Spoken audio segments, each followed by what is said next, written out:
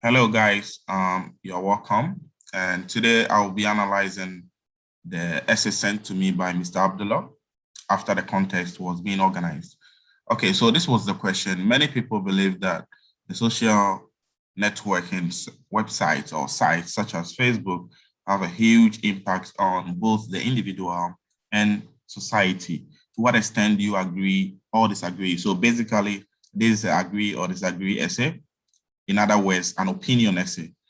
And this is how the candidate started it. She started with one's support the opinion. So one's is wrong in this context. She could have paraphrased many people with it is general or it is normally or it is often argued that, or she could have used a phrase like some people or maybe many individuals. That would have been better, but once here was used wrongly. It's not a synonym for many people. So one support the opinion that social networking site, she could have changed the social networking site to social media. That would have been really good. And here, when she was giving the thesis statement, she said, as for me, and that is not a good phrase because the IELTS writing, this is a formal test. So as for me was not the right choice of phrase to use in this form of writing. So she said, as for me, this is so true. She could have used phrases like, in my opinion, or personally, that would have been smart.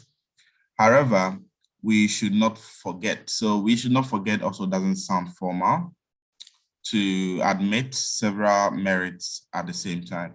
The essay, the following essay takes a look at both sides of this matter. From the question, it has given only one side, and huge negative impact is very important. But in her writing, it seems that she's going to talk about two sides of this essay, and that's not smart as well.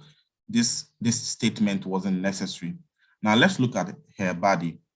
It is often said that social media provokes, okay? So the word provoke here was also used wrongly. Provoke is making someone or irritating or making someone angry. So it wasn't used correctly. Provoke, numerous bad effects. Numerous bad effects amongst people. As an example, so here as an example, this is a topic statement. So after a topic statement, I was waiting to hear a point. I was expecting a point, not an example, because after a topic statement, you should give a point. And this connector here clearly signifies an example. So she could have made this a point because it's clearly a point, not an example. Okay, and explaining the point, she started the sentence with because, which is wrong.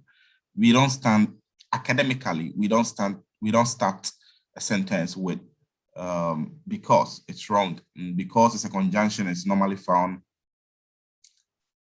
within a sentence to connect two ideas.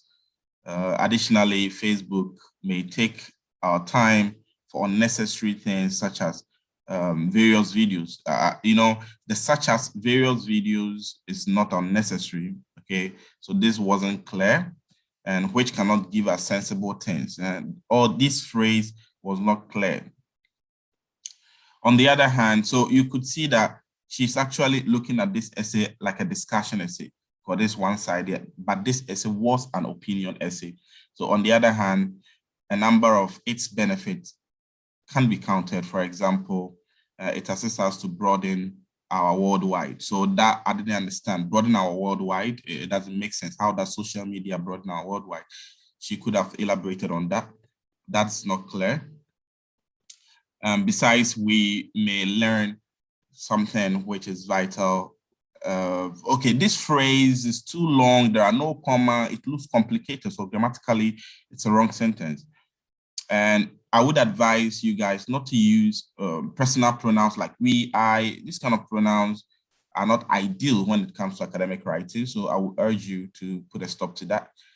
And also she said that I can also add a Facebook aids people. And it seems that she was sticking to only Facebook, but you know, social media, a lot of websites. So Facebook aids people to be more modern. I don't see how Facebook make people modern. She was supposed to elaborate on that as well. In conclusion, both bad and good. So this is a wrong phrase in this context, because if you look at bad, it's a wrong, even you can see the Microsoft Word has underlined this word to be a wrong word. And if you are saying goods means items. And in this test, she was trying to mean the pros and cons, and she's using bads and goods, so which is wrong. And in the conclusion, she was supposed to restate her side if agreeing or disagreeing, and support it with her main points. But because she didn't have clear main points in the body itself is kind of confusing.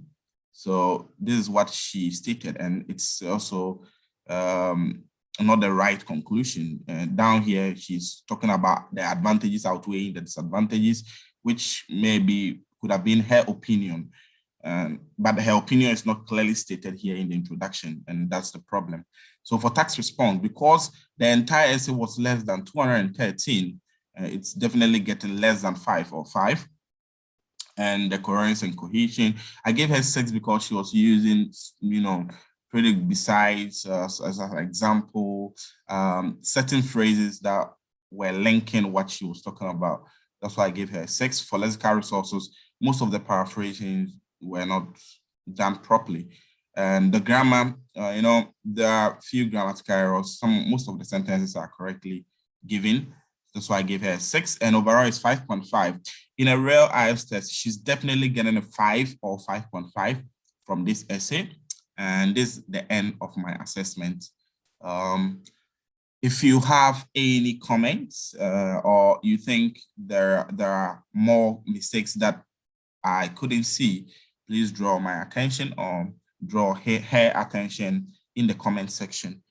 Okay, this is the end of my assessment. I hope to see you all soon in the future. Bye.